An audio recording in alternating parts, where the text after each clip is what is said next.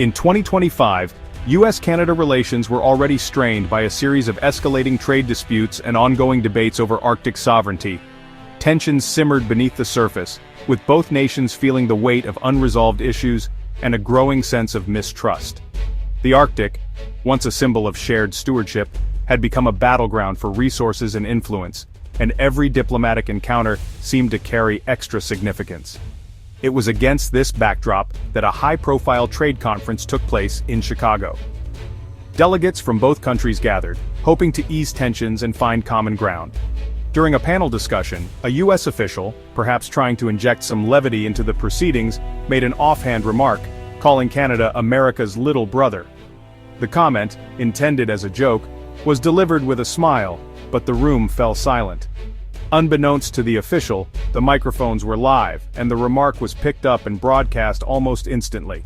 Within minutes, clips of the moment began circulating online, and the hashtag #NotYourLittleBrother started trending on social media platforms across both countries. The phrase quickly took on a life of its own, sparking heated debates and passionate responses. For many Canadians, the comment struck a nerve. It was more than just a diplomatic gaffe. It was a painful reminder of a long history of being overshadowed by their southern neighbor. The words were seen as dismissive, reducing Canada to a mere sidekick rather than an equal partner on the world stage. News outlets replayed the clip, and public outrage grew. The fallout was immediate and intense. Protests erupted in major Canadian cities, with citizens demanding respect and recognition. Heated debates broke out at diplomatic negotiation tables, and the atmosphere became charged with emotion. What had started as a routine negotiation was now overshadowed by a crisis of dignity and national pride. Social media became a battleground, with Canadians rallying around the hashtag #NotYourLittleBrother.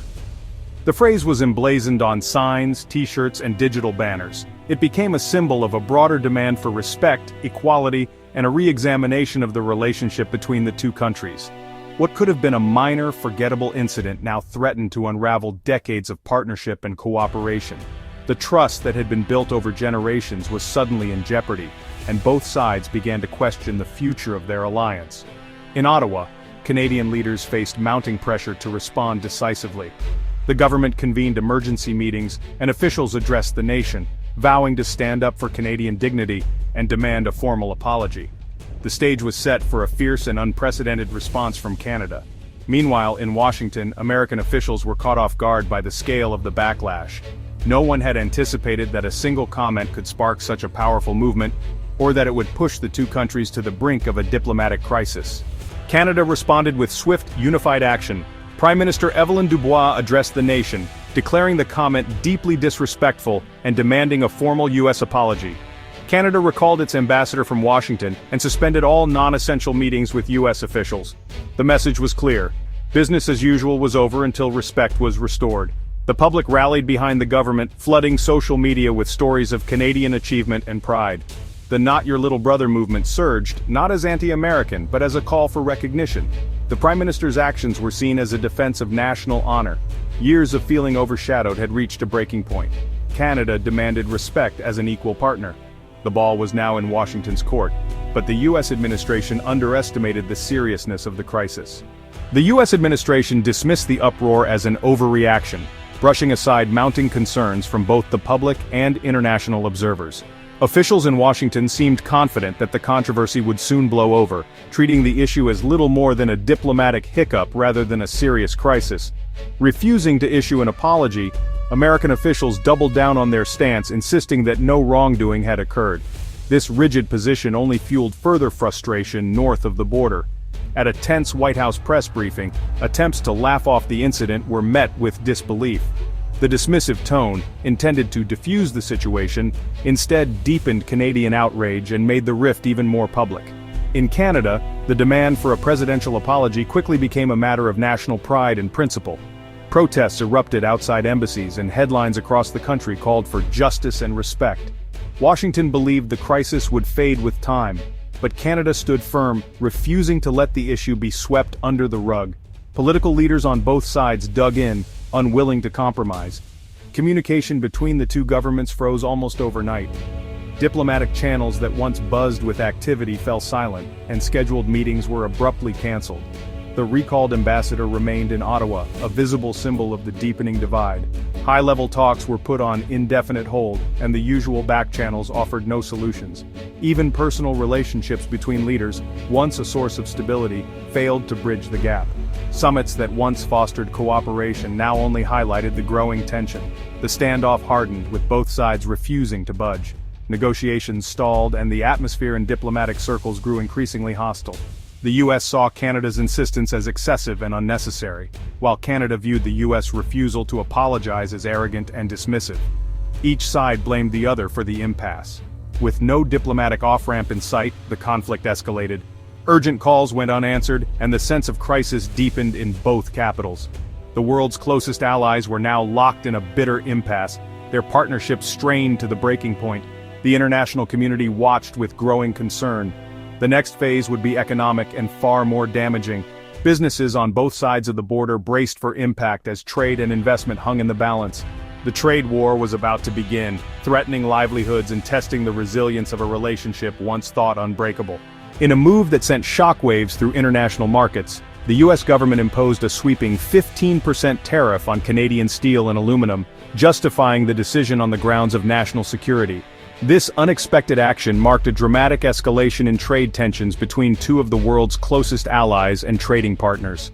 For Canada, the consequences were immediate and severe. The new tariffs threatened the livelihoods of thousands of Canadian workers, especially those in industrial towns where steel and aluminum production are the backbone of the local economy. The move also signaled a new, more confrontational era in North American trade relations, shattering decades of cooperation and trust. Canada wasted no time in responding. Within just 48 hours, Canadian officials announced a carefully targeted list of retaliatory tariffs on a range of iconic American products: bourbon, cheese, oranges, and wine. These goods were chosen not just for their economic impact, but for their symbolic value, striking at the heart of American culture and industry. The message was clear: Canada would not back down. Instead, it would hit back where it hurt most, demonstrating both resolve and a willingness to defend its own economic interests. The tariffs sent shockwaves through North America's tightly woven supply chains. Goods that once flowed freely across the border now faced delays, inspections, and new costs, disrupting the rhythm of commerce that businesses had come to rely on. Manufacturing costs soared as parts and materials crossed the border multiple times during production, each crossing now subject to additional taxes. Companies scrambled to recalculate budgets, renegotiate contracts, and find ways to absorb or pass on the new expenses. Businesses and workers on both sides of the border felt the pain almost immediately. Small business owners worried about keeping their doors open, while factory workers faced layoffs and reduced hours as orders slowed. The trade war was no longer just a matter of policy or politics. It had become a daily reality, dividing communities, straining relationships, and making the future uncertain for countless families.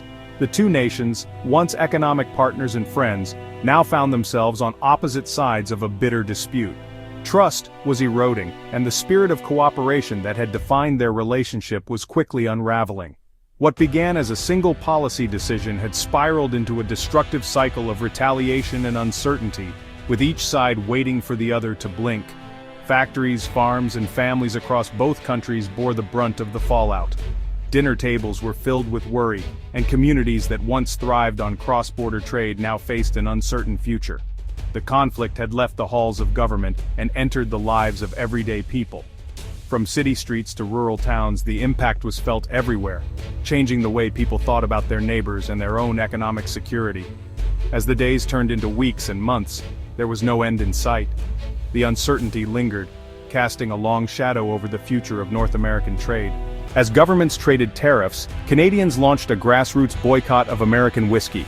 The slogan "Drink Canadian" swept the country, with bars and stores sidelining bourbon in favor of homegrown spirits. The boycott wasn't government-mandated, it was a spontaneous act of solidarity. Kentucky distilleries reliant on Canadian exports saw sales plummet.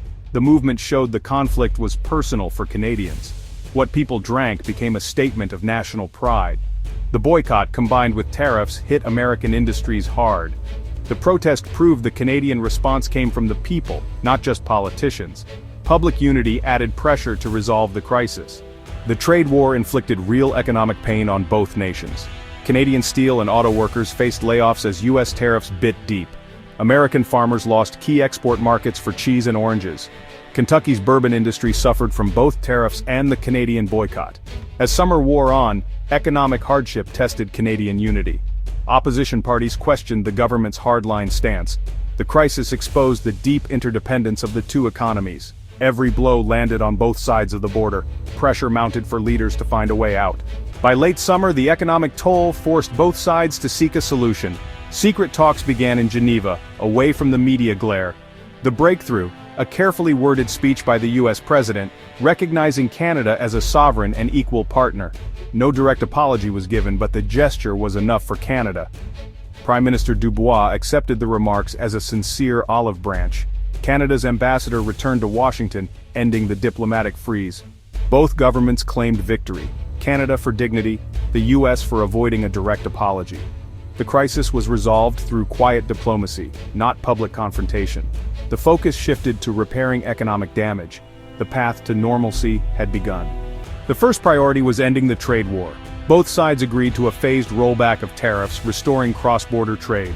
Supply chains slowly recovered, bringing relief to battered industries. The crisis left a lasting mark on the US-Canada relationship. Canada emerged more confident, determined to be treated as an equal. The US learned the value of respect and partnership with its northern neighbor. The ordeal redefined the alliance, not as big brother and little brother, but as equals. The friendship endured, strengthened by the test. Mutual respect became the foundation for a new era of cooperation.